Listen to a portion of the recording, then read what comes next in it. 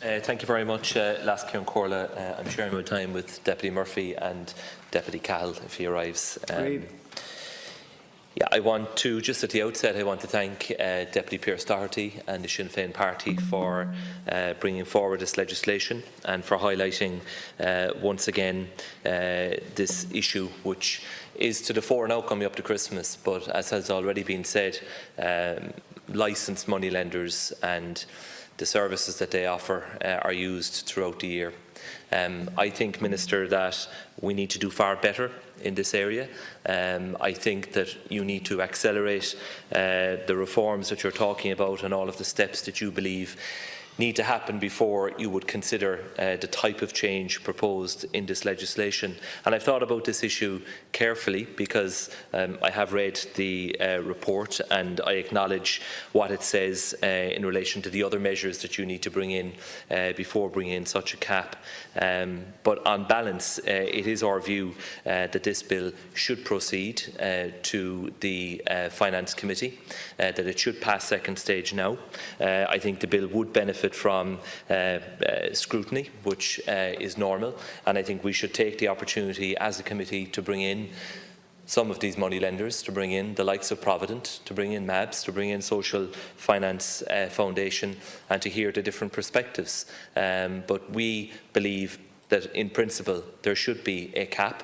The rates being charged are exorbitant, and the reality is, Minister, that people are using these services for a number of reasons. Convenience, the fact that somebody is calling to your door with cash. It's easy, it's straightforward, but it is horrendously expensive. And people are also using licensed money lenders because of the lack of an alternative. And you spoke about the credit unions and the personal microcredit scheme. Like, the figure is 47%. That's the number of credit unions that are participating in the scheme, and that's not good enough. And you need to ask and answer very quickly the question as to why that is the case. Now, like I know from talking to credit unions directly, the issue is the cost of administering. You know, these are small loans, and because of the burden of regulation, the amount of staff time involved, you're talking about, you know, really small amounts being repaid. You can't expect them to do this at a loss. And so I think you need to sit down very quickly with the movement and the Central Bank and the Department of Social Protection in relation to the personal microcredit scheme and get full coverage across the country. I mean, that has to be a priority. And if it means accepting the recommendation from the Credit Union Advisory Committee about increasing the monthly cap to 2%, then, you know, maybe that's what needs to be done, and that's something that we are prepared to seriously consider supporting if it does result in this scheme reaching full coverage around the country, so that we can direct a lot of the business currently being done with licensed money lenders into the credit union movement. Credit unions are the answer here. You know, and the reality is that because of the one-size-fits-all approach to regulation, which is being applied to them, you know, many of them are struggling to adapt to the new reality and to the burden of regulation that is there. And you know, the movement is making great strides to modernise, to bring in new services, to invest in technology, to improve governance, but they need help. So a strong message to you, Minister, is, you know, the personal microcredit scheme, it's just not good enough that we have fewer than half the credit unions in the country actually rolling that out at present.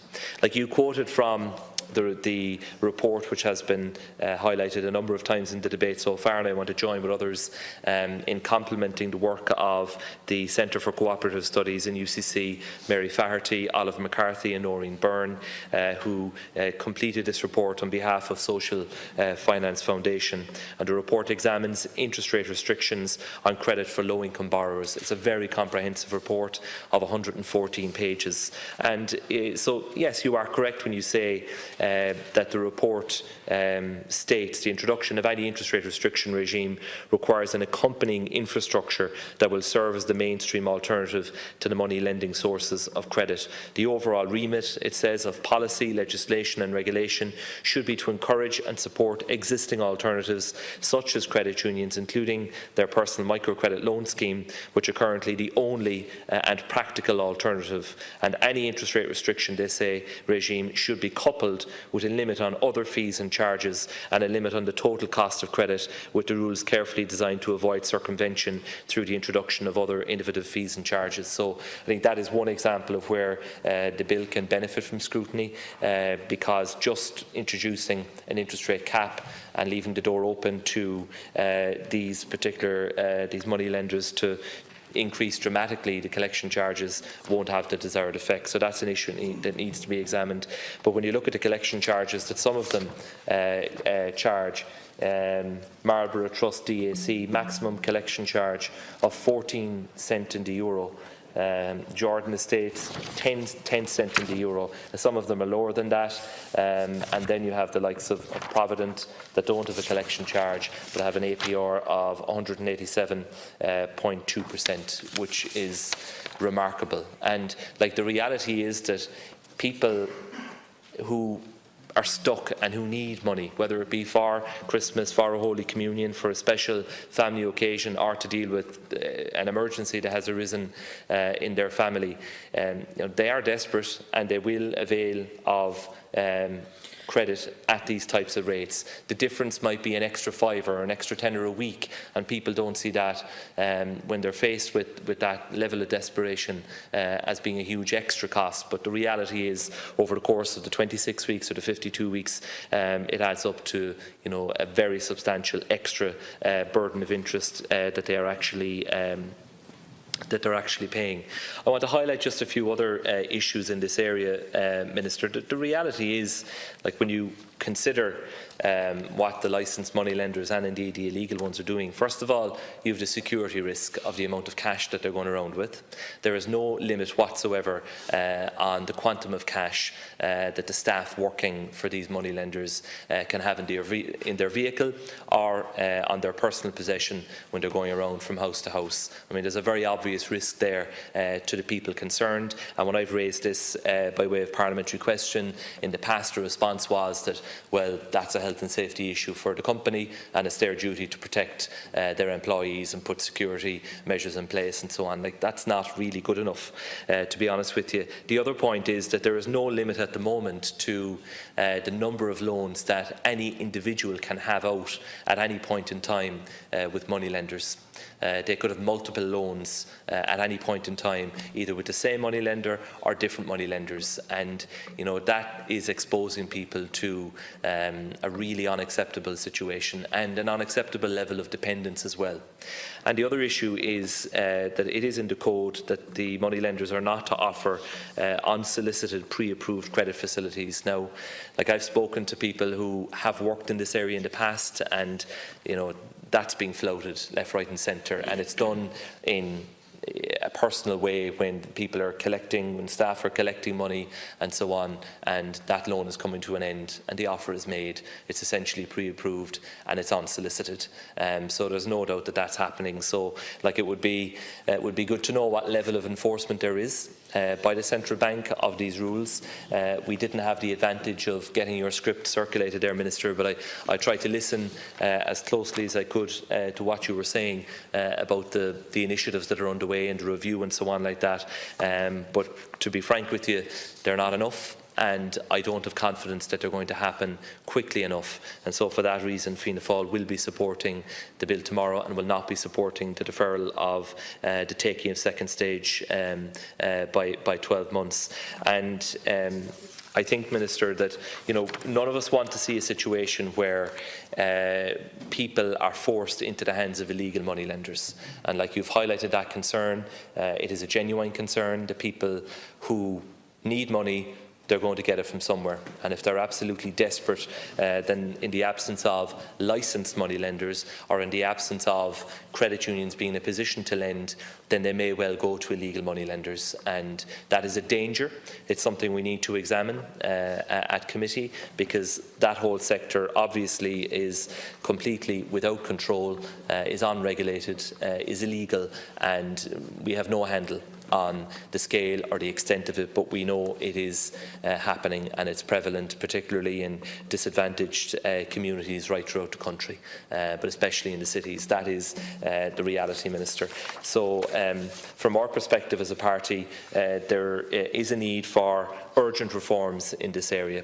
This bill, I think, forms a very good basis now for a close examination of this issue and for change to be effected. And that's what we want to see. It isn't acceptable that there's no cap in place. And I know that, as you said in your own response, and it has been in PQ replies before, that the actual licence with the moneylender does set out the maximum that the individual moneylender is permitted to charge.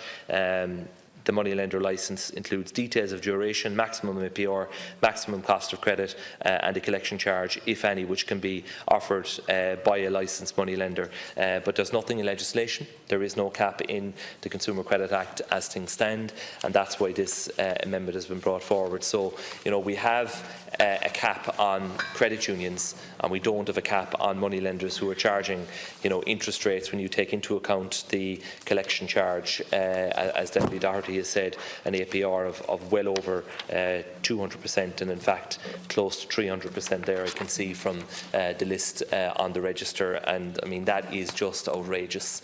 And we do need to try to establish why is it that so much business is being done. And when we look at the figures, it's hard to believe that much business is being done with licensed moneylenders. It is big business. It's very profitable business. Yes, the credit is high risk and it is high cost because it's very labour intensive and so on. But we have to do more, Minister, to bring about greater choice, to improve the alternatives that are there, and to make them more accessible, because it's just not on that our citizens are paying up to 300% APR in respect of loans that they take out in very many cases at a point of crisis in their life. They are being exploited, they're being taken advantage of, and the state, the regulator, the government, this House needs to act, and that's my message to you. So we will be supporting the bill, proceeding to the Select Finance Committee, and we look forward to engaging fully in relation to pre-legislative scrutiny, and we look forward to seeing changes brought about in this area. Thank you, Lass.